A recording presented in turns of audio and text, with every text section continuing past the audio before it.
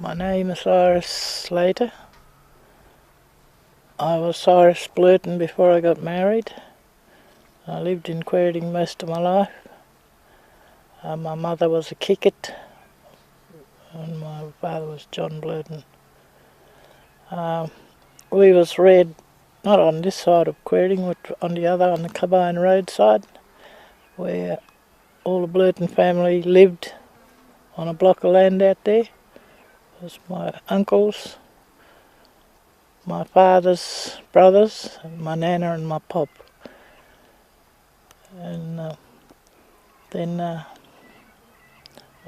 my great-grandmother Kickett, she came to live with us when our grandfather died, and she spoke the Aboriginal language, but we only picked up bits and pieces of it.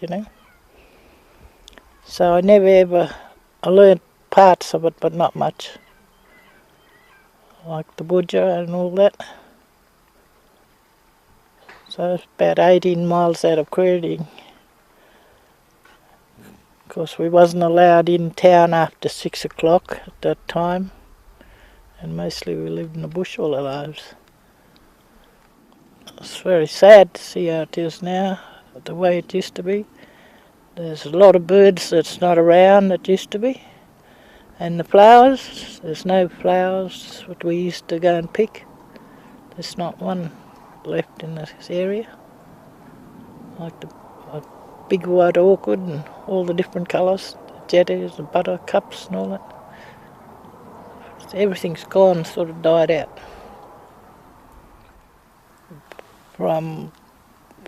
Protected from what? the soil or the land, salt. I don't know, grow trees I suppose, and cattle is the main thing I think that destroyed it, and animals. Because when we was kids, all that over that side was all tea tree, tall tea tree and very thick. Same as down the lake there, it was all fresh water and all tall tea tree. Now it's nothing, there's not a tree left. Just all salt bush. There's nothing really left there at all. Oh, the sandalwood and the quandong trees are still here, but I don't think they're going to last too long. I think they'll die too. There's a few sandalwood trees around, not too many. We've been trying to grow some, try and keep them going. The rocks up like Mount Sterling and what's the other one? Turpin rock.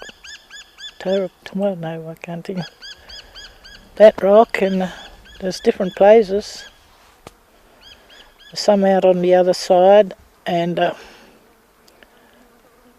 there's a well that my grandfather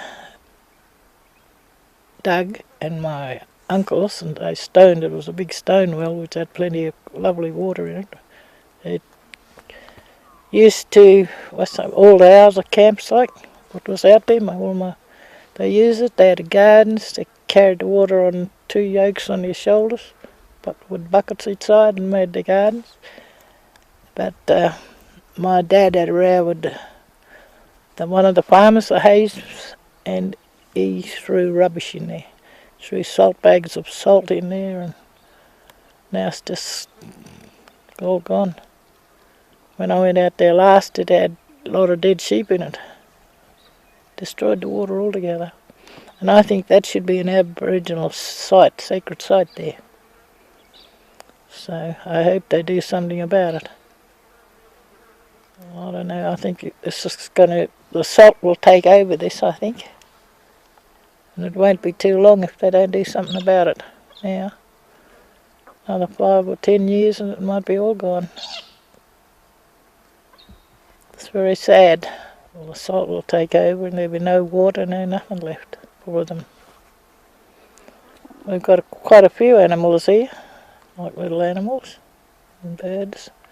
We've still got a few birds left, but not many, like the green parrot, not the 28, the other one, what they call it. That's gone. Never see them around anymore. Or the rosella. They used to be here. And what else? The wheelo. Now the little scrub bird, that's gone.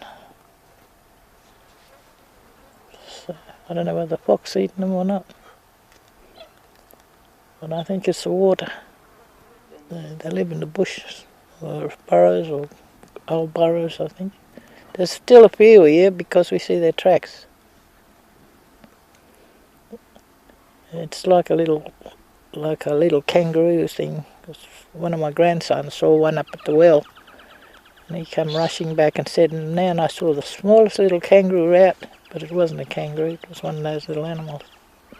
It's got a track like a little animal, kangaroo, but it's only about that long.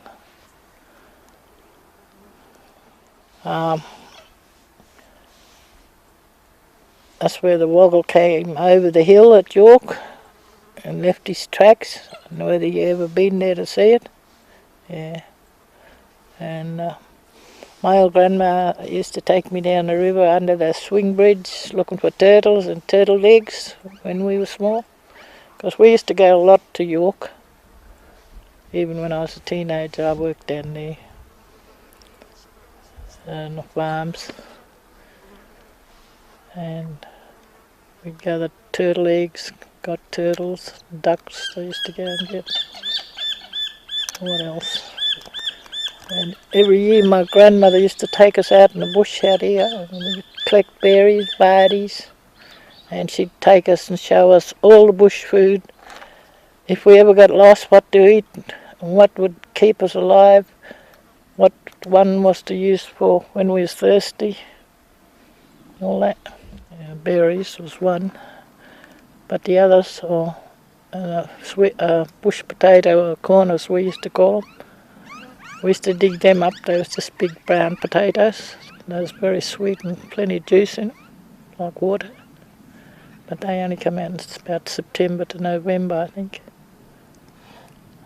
And there was another little one. I can't remember the name. They never stayed in one place. They wandered. And when they took food from one place that they needed, then they'd move on to the next place. And they burnt off at different times, like burnt the fires to make new growth. And that's the way they lived. They would travel. They never stayed in one spot.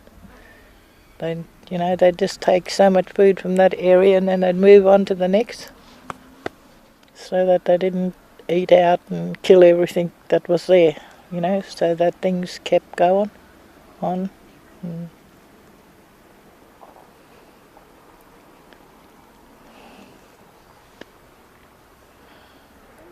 Yes, the eucalyptus with gums, and what's the other one? Oh, I can't remember. The banshee, there's something in the banshee tree that they used to get, and the salmon gum. They used to bore holes in the salmon gum and get all the some out of it. They'd make medicine with that. I remember my grandmother making medicine out of it. And I think she used to make the kangaroo skin blanket, rugs like, put over her bed. And I think she used that as a dye or something, or to cure the smell of it.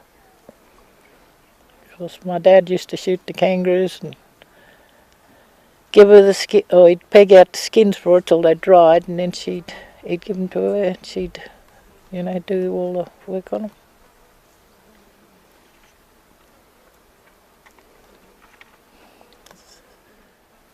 Well, they had it for their blankets, for their clothes, yeah. And when she did, she took the sinews from the legs of the kangaroo and she soaked them. So when she wanted to sew the blanket together, she'd sew with the sinew of the kangaroo. And that was probably handed down, I suppose, from one generation to the other. Because that's all they did by mouth. Them days, they never knew any other way.